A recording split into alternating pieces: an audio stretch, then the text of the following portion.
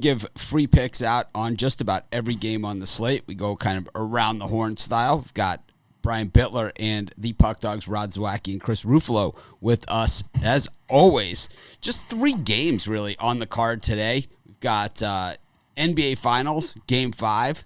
We got ALDS, Game 5. And we have a college football matchup from the ACC as Georgia Tech hosts Louisville in Atlanta. Not a lot of quantity, but some pretty good quality. And, we saw that yesterday as well. I don't sit here and usually pat myself on the back, but hopefully you caught my halftime show. Came out of our two halftime slump that we were in there. Came back in a big way with the Bears and the under in the second half for the Casharoonie. And, of course, I had the Bears and under for the game as well. I know a lot of unhappy campers out there that thought the Bucs were easy money, but I think me and Brian Bittler rarely agree, and most people think that means that I don't like them, but I think Brian and I were the only ones on the Bears yesterday. I think that was I didn't even understand the Bucs play, but then when I saw how many people were on the Bucs and also the YouTube comments that I got on, my under on the Bears, I think Chris was on the under too, but I'll tell you, I got some really nasty YouTube comments about my under picks, and kind of like my Yankees Rays pick today. I got some really right out of the gate, just which makes me feel even better about my picks. I'm surprised me and you wouldn't be in the same wavelength with the Rays and Yankees, because I know how you think in most cases. But I'll keep my mouth shut till we get to the baseball. Yeah, but it's just I think that the Bears last night. It was pretty much what we saw. Tom Brady looks done. I mean, it's going to look like in 10 years from now, he's going to look back at his time in Tampa, and he's going to say, why did I do that? It'll be like him and Gronk will be like on Jimmy Kimmel or something, right? And it'll be like, oh, you had this great career, and, Brady will go on. He'll be an announcer or something, right? And Gronk will be doing something else, something cool, fun, right? And then they'll have them on and kind of like a reunion, and it'll be like, what about that year in Tampa? And they're going to be like, yeah, I don't know why we did that. Didn't he start to look done? He started to look done last year. He just looked done, right? I mean, Tom Brady's not a guy that misses wide open receivers, or like just and forget what down it was. Well, it didn't matter. I mean, they were already done. No, it didn't matter, but I'm still saying that shows you how much interest he really had. Yeah. Well, that just shows you how much Bill Belichick influenced Brady. Because Bill Belichick always knows what down it is, and I think, Tom Brady trying to make some of those passes, even on that final drive, just wasn't, he didn't have like the James White dump off. When Tom Brady was effective in those final drives, it was that mixing it up to those passes to the running back, tight ends, wide receiver, just little out patterns. He was really like trying to throw the ball downfield and get chunk plays, which is just not his game. It's no one's game when Khalil Mack's basically running free in the backfield. I mean, he ran amok on the Bucs. I mean, they were pretty much exposed last night, and they very much look like maybe they go somewhere this year, maybe they don't, but I guess we'll see. Brian, what do you have on tap today? I know you got a college football pick. You are number 1 in college football. I'll tell you what, it's gonna be tough to shut me up on this ad here. Anyway, believe me, we got ways of shutting you up. We can just do this. I know you guys are gonna play around the background, but off a 3-0 sweep yesterday. I've swept the board 5 of the last 7 days. Number 1 college football handicapper. Took it, crushed it with Houston yesterday. I got the winner in the Georgia Tech Louisville game tonight. It's my Friday night feast, so pick it up, $29.95, pickdogs.com. There it is, Friday night feast. I stole it. That's kind of something that the other guys would say. I like the feast. I'm hungry. I'm ready to feast. It's Wednesday, Friday. Wednesday and feast Friday. Rod, usually Steak Friday for you. Is it steak? Is, yeah. Steak Friday? It's Steak Friday. Yeah, it's Rod Steak Friday. Got 3 plays. One in each play. 1 in the NBA, 1 in college football, and 1 in the MLB. Steak Friday. This is the Brady. This is Steak Friday. This is Tom Brady. Chris, what do you got today? Yeah, I got my free for all Friday package today. Same thing. I got my top play in the college football game, top play in MLB, and in the NBA tonight as well. I'm loving tonight's card, even though there's only 3 games. I love the plays that are out there. I only have 2 plays up there. I might add another one. I don't know. I only got NBA and the college football. I'm going to, take home my NBA crown, whether it be tonight or whether it be in a couple days. Doesn't really matter. I'm number 1 in the NBA this season. I'm super proud of it. I don't care. I don't normally pound my chest about much, but 63% in the NBA. I like the pound chest. No one hypes himself like. Well, actually, Joe D'Amico. No, Joe D'Amico's the best. I'll tell you what. I'll get you paid tonight. I will get you paid. I love Joe. Joe's a great guy. Great guy. Yeah. So I just got 2 picks tonight. That's it so far. I might put up a baseball. I'm not sure. I did a baseball video. Getting a lot of positive comments on that one. Or we should just jump right into baseball. You want to do baseball first ahead of the basketball game? Well, you're the boss. So I'll do All right, I'll do it. Let's go with the Major League Baseball. We got the Yankees and the Rays at this one's in San Diego. What are you thinking here? Glasnow has pretty much owned the Yankees this season. And by starting Glasnow here as opposed to Blake Snell, who was the Game 1 starter, now you got Snell out of the bullpen. So this is going to be one filthy pitching matchup. The Rays have got 2-on-1 on Garrett Cole, who's had no success against Tampa Bay this season at all. He won Game 1, but look at the run support he needed. I mean, he got absolutely belted. I mean, those were some mammoth home runs he gave up. I thought maybe they lost some confidence in him after that first start. Maybe that was why Glasnow is starting, because he's had more success versus the Yankees. What are you thinking? And do you really think Major League Baseball wants the Yankees to be eliminated right now? I mean, who wants to? How many viewers are they going to get for the Rays? I feel like the strike zone is going to be different for the Yankees than the Rays. I know it's a super square play. It's definitely a super major square play, but you got to take the Yankees today. I think they came out swinging yesterday, and I just think they're going to pummel the Rays today, honestly. That's my take. How about you, Rod?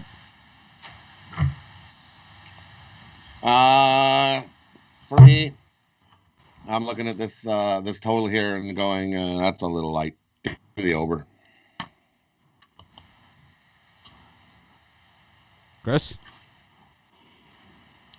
I'm going to lean towards the Rays here. Cole hasn't been great against the Rays this season, even though he did get the job done in Game 1. It's also going to be the first time in Cole's career that he's pitched on anything less than 4 days rest. So it'd be interesting to see how that works. I know it's playoffs and it's all hands on deck in Game 5, but from what we've seen this season, I think the Rays are worth a shot here at that price. Yeah, I really like the Rays tonight. I'm going to go alternative run line in this one as well. I really think that the Rays have, this is easy money. I think that, there's no square play in town than the Yankees with Garrett Cole on the mound. And to see him at only minus 150 just tells you everything you need to know. It's all in the number. And usually I'd be on a play all over. I know, but now that you've been winning, and you start to lean to the square side. That's what happens to us. It's like, you don't think Major League Baseball wants the Yankees? Oh, I think they're dying for the Yankees, but I'll tell you what, the Astros against the Dodgers wouldn't be a bad series either. Kind of the bad blood, So it's like, and the Rays have been the best team this season, all season. It's like, sometimes it is. Sometimes there's only so much you can do. I think they're going to give Cole the strike zone. They gave it to him last time. They gave him the strike zone. They gave him the strike zone in Game 1. He got smashed. Give up tape measure home runs. I just don't think he's going to have the luxury of the run support that he got in those other games. It's like they have not hit Glasnow at all this season, the Yankees. How long is Glasnow going to go on 2 days rest? Well, long enough to bring Snell in. You know, it's like that's the issue you have here is that you're not facing against Glasnow. You're facing against Glasnow and Snell. It's like Snell is it's not going to be like, you know, Glasnow and then like Ryan Yarbrough and, you know, the rest of the Rays pen.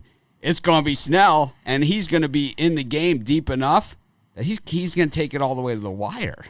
It's like it's a two-pitcher game for the Rays, and that's it. You know, I was thinking Cole does 5 shutout innings for the Yankees today, but it's not enough, and he doesn't. He's been hit hard by the Rays. He's been hit hard by the Rays every game this season. He's had no luck against the Rays. His first win against the Rays was that last game that he had the massive run support. The other game he got a no decision against Glasnow in the game that the Rays in the game that the Rays won, and then the other time Glasnow just beat him. And you know, Glasnow's been the Cole killer this year.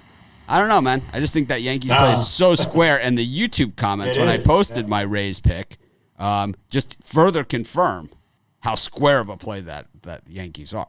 Because I said in my video that Giancarlo Stanton, you know, and I know he's hitting these home runs or whatever, but they're pitching around guys to get to him, you know, and that's why he's hitting these home runs. It's because they're putting him in situations where it's like they're not afraid to pitch to this guy. He's a shell of the guy that he normally is. They're not afraid to pitch to him. So they're giving him stuff, and he's going to hit one here and there. But that's all he's doing, you know? It's not enough.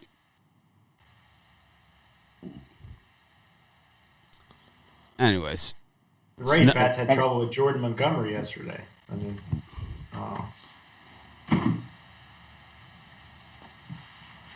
okay. Well, we'll see. Well, we'll see. You know what? I'm not happy. I'm not happy about my Yankees play, but you know. Well, I mean, you're used to square plays. You know? No, but yeah, I just don't see how they could. You are. We'll see. Tomorrow, you guys will be saying, "Oh, they gave the Yankees away at." I don't know. I remember one time Chris Ruffalo calling you Senior Square. Oh well, I gotta like, throw one of those Taco in Tuesday. Senior Square. Everybody will know who I pick if I don't throw out a square once in a while. Is Juan Carlos Stanton gonna his third time facing Glasnow this playoff round? His third at bat. Is he gonna hit a third home run? He's faced him twice and hit 2 home runs. Is he gonna hit a third? I doubt it. I'm gonna guess he strikes out on 4 pitches because he's a shell of himself. They're throwing him pitches that he can hit because they realize that this guy's a broken man. He's been on the IR the entire frickin' season. It's 2 for 2 against Glasnow. Well, it's gonna be the Rays tonight. Batting 100. It doesn't matter. It's all Batting Rays. 100. Rays, easy money. Anyways, easy money. And people love to say it after the game. Oh, that was easy. I'm saying it right now. Rays, easy. How easy was the field goal proposition bet yesterday? I mean, they had 3 field goals probably by halftime. I don't know. I gave out the Bears and under at halftime. People hated that pick too. They hated it. They hated my Bears pick. They hated the under. They hated our Bears picks, Brian.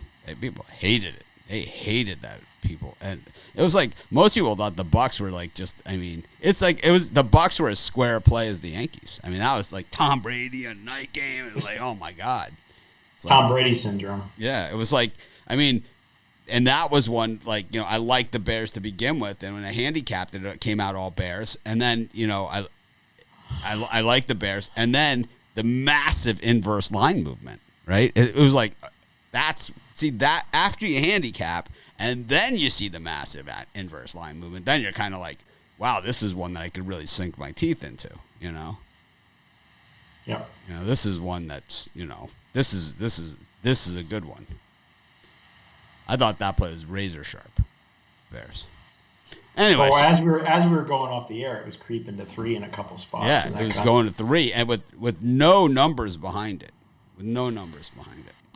Anyways, Lakers and the Heat go to Game 5. The Lakers in the Mamba jerseys. They are unbeaten in the Mamba jerseys. 7 points, touchdown in this one. Line hasn't budged. It's been like this. This is a 2-day rest in between games. I think the Heat needed it. They kind of left it all out there. It was weird because the Heat had won the one game that they won was without Bam, and then they get Bam in there, and it's kind of like they stopped doing all the things that they had done the other two the game that they won with Myers Leonard.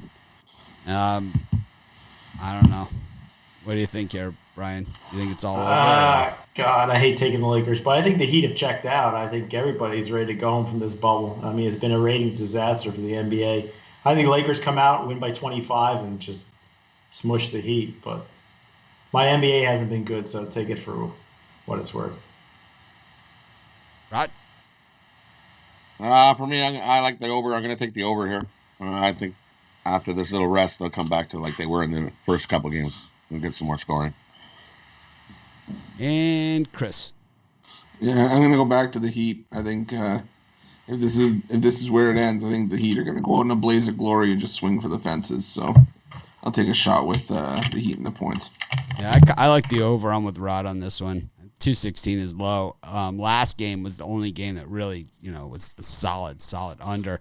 The other ones have been right around 219, 220. And I thought that the Heat really laid some bricks last game, too, once again.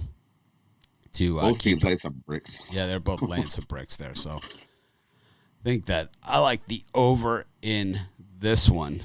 Brian has left us, and we only have one more game left, so we're going to filibuster here while we're waiting for him. But the divisional series, 5-game series, 3 of them done. Two of them, they're both National League games, sweeps. Chris, Dodgers, Braves, any interest at all? Does anyone care? Where are they playing these games? I think it's at Globe Life Field. It's at Arlington. So for the Rangers ballpark, I think. That's where the Dodgers were playing, right, against San Diego. Yeah. 4 out of 7. I have some interest in it. I mean, it'd be interesting to see if a young team like Atlanta can take another step forward. I mean, this is the first time in the last 3 years it's really getting back into consistent playoff appearances that they made it out of the divisional series. So, and we're gonna have to see if the Dodgers are still gonna finally live up to that hype that they get at the start of every year. So, I'm interested to see it. Rod, what are you thinking in that one? Dodgers, Braves. I'm excited to see it. I'm going to be rooting for the Braves. As you know, I said I had the Braves versus the Jays in the World Series, so I got one half, almost there. So I'll be cheering for the Braves. I'll be doing this in my living room. The Rays were my team. The Rays Cardinals was my World Series, and I had the Rays winning it. So still very much alive there. Until the night around 10. Yeah, okay, Brian. Okay, Senior Square. Yeah, I mean, look at me, Yankees and Lakers today, man. I don't know. You should just get it. It's like the Flintstones episode. You ever see that one? I just think the Lakers are ready to go home, and they're just gonna. Yeah, okay. Anyways, we got one college football game tonight. We got a team with tons of speed and a Swiss cheese defense up against really a nasty place to play if you're a road team. But, of course, without the fans, it's definitely a different scene in Atlanta. Georgia Tech, way underrated home team, really, really nasty building. It's amazing that, it's such a high-ranking educational institution that their fans are just that mean, just mean people, which is, it's crazy, It's a very, very mean fan base. It's nasty. And I think they'd probably admit that. Well, they probably wouldn't. Anyways. Because they're just better than everybody else. I don't know if they're as nasty as the Philadelphia fan base, but I would say of the college football fan base that, like like you have fan bases that are just idiots, and you have fan bases that are just knuckleheads, and then you have people that are just mean people, and that's the Georgia Tech fans. They're just like these mean. You would never expect it. Just these nasty, mean. Like, oh my God, man, what rock did you crawl up from under? Anyways. What do you think happens here in Atlanta tonight? We know Louisville's going to try and run up and down the field. They have faster players for sure. But that tackling, or if that's what you want to call it, that doesn't travel well. It doesn't play well at home, as we saw against Miami. But the traveling is usually worse. When you have bad tackling on the road, it's usually a disaster. We saw Miami score, an 85-yard run on them, and then the next play score a 90-yard run on them, something like that. So just total matador tackling here by this Louisville team, but they do have the speed. So does that, to me, that's kind of overish. What do you think? No, I'm thinking the opposite, but that's what me and you have been opposites on a lot of stuff. I just Louisville's defense came to play. I mean, they only gave up 23 to Pitt last week. Back-to-back road games. Louisville's lost a couple hard games that they needed to have with Miami and then Pitt. So I feel like they're going to come into this game a little bit flat. I think their defense is going to play well. Georgia Tech, I think their defense is going to play as well as they can do, and I see it going under. Yeah, Louisville defense is crap. Is straight crap. Straight crap. Well, they can hold Georgia Tech's offense down. I mean, no, they can't. We'll see. No, they can't. I think it's an easy under. I think it's a 23-20 game. I think this is like an 1,100-yard Friday night game. Rod? I'm agreeing with Brian and take the under here. For me, it's because Georgia Tech can't score, man. Georgia Tech is ranked 72nd in scoring efficiency out of 73 teams. So 56% they get in the red zone, they can get a touchdown. So most of the time, instead of getting a touchdown, Georgia Tech kicks a field goal. I'm taking the under. Georgia Tech has the worst scoring offense.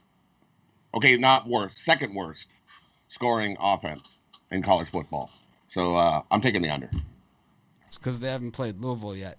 Anyways, Chris? I'm scared to answer this question, but I'm going to take the under too. I just think it's the fact that it's a transitional year, trying to get from under the option offense, and Brian said Pitt had trouble running the ball. They only ran for 4 yards a carry last week, and considering they were running for over 6 before then, I don't know. I feel like it's going to get to 60 points, and all of a sudden it's just going to stop like 35-24 or something like that. I like the over here. There's no way. That Louisville defense is just a sieve. I don't care what anybody says. And the Georgia Tech defense, not a hell of a lot better either. I mean, this is going to be a track meet. This is one that goes, and it's like, Georgia Tech has like this freshman running back that hasn't played that much, and this guy can just house it every freaking time. He's so fucking so fast. I'm telling you, the Georgia Tech has some backs. They have some recruits. It's like when you have new coaches, you have these younger guys. Louisville's still riding that Miami pipeline. They have Maurice Crum on their staff, and that's their pipeline to the Miami talent. But and that's where they get all their speed. That's where they get all their best players, right? Teddy Bridgewater, Lamar Jackson, all from Miami.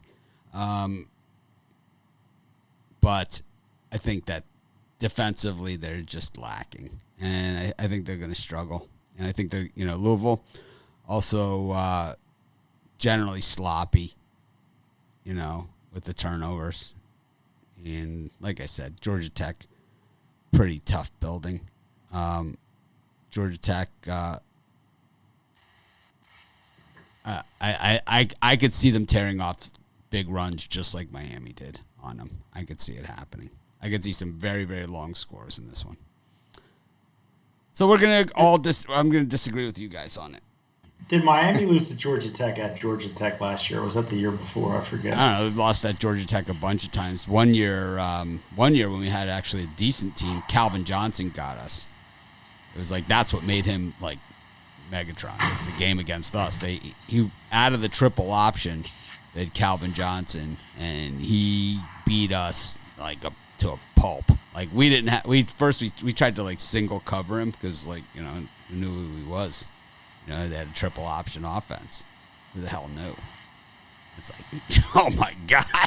It was like, this is good. It was like, I remember it. I remember like it was yesterday. I was in Chicago. I was eating at Lou Malnati's, and I was watching it on the TV there, and I was just like, this is a bad day. I was like, this is a very, it's like when you see this, all of a sudden they wheel out this receiver that's like 6-something, is catching balls in his teeth. It's like, this is going to be a bad day. It's like just throw it in his general vicinity. It's like the guy's catching it between his toes. It's like we got no chance, of winning. Was that still Chan Gailey when he was with the Yellow Jackets at that point? Do you remember? I'm not sure. I don't remember, but it was bad. It was really bad. It was a bad day. It was that was 2005, maybe. Okay. 2005. I think 05 was his draft year. 2000. So then that would be it. 2000. Yeah, it would have to be. It's 2005 was the year of the game for sure. 2005 Miami Georgia Tech. Let's see. We'll Google it. I just remember it being a really bad day.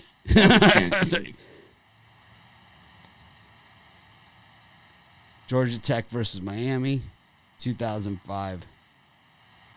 November 19th. Yep.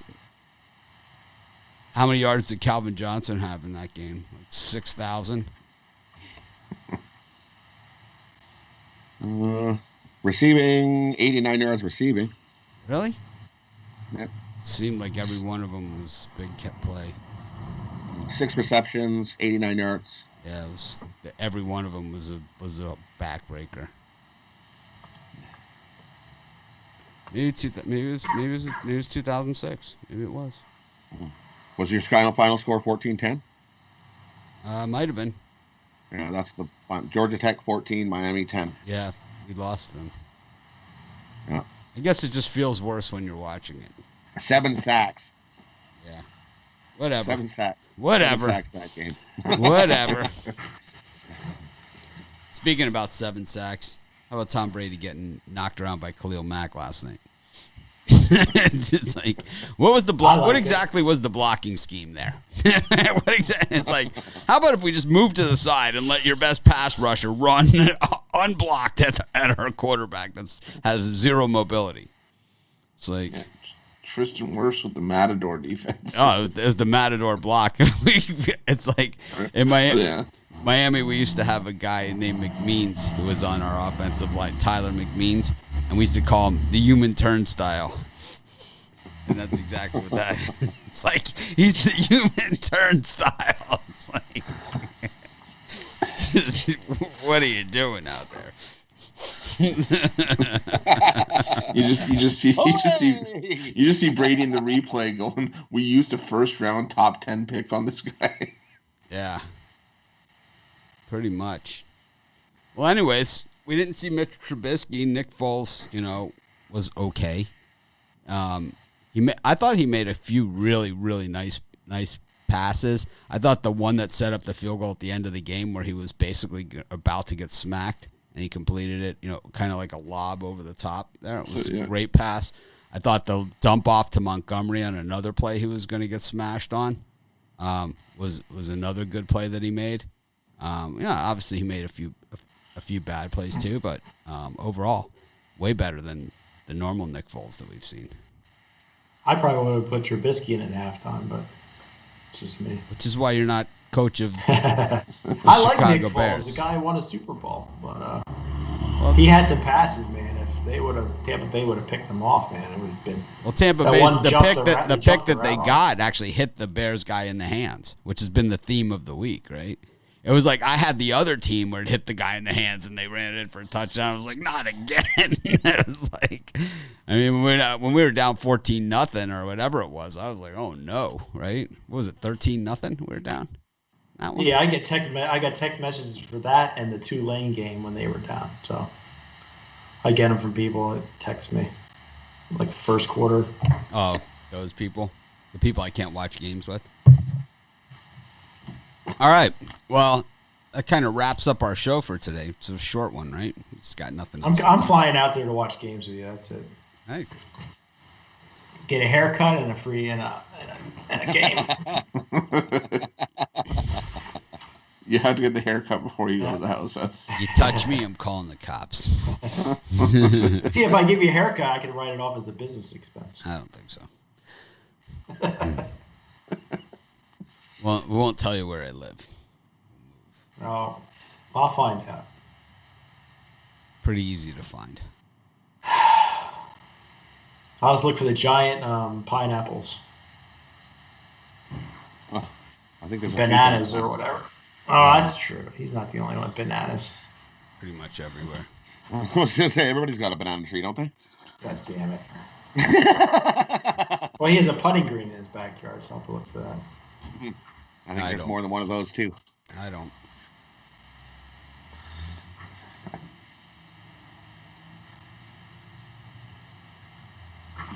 Anyways, all right. Thanks everyone for joining us. It was not a lot to talk about today, but tomorrow we'll have a packed show. I'm going to talk to Jeter. Mark's massive. Jeter is supposed to be on tomorrow, but I think I'm going to try and just do a separate show with him since I don't have the show with Charles, and maybe just do a separate NASCAR show, and then this way we kind of have our show. People didn't like the Jeter segment last week. I got email. So Jeter should just have his own show. Wow, it's cold.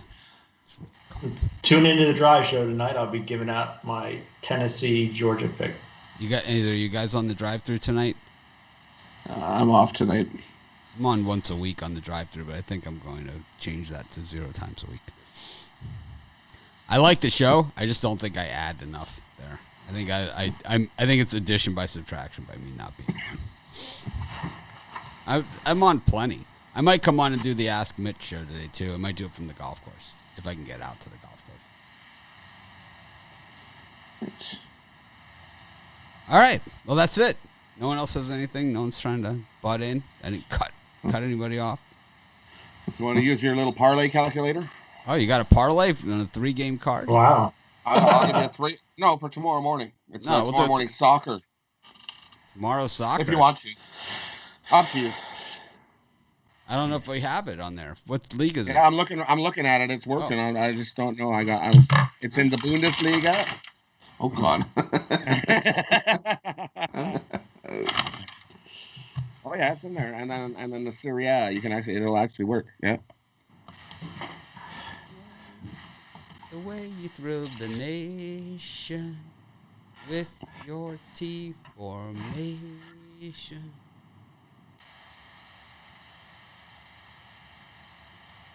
Bear down, Chicago Bears. I got too much stuff on my screen. You could just give it out. Okay.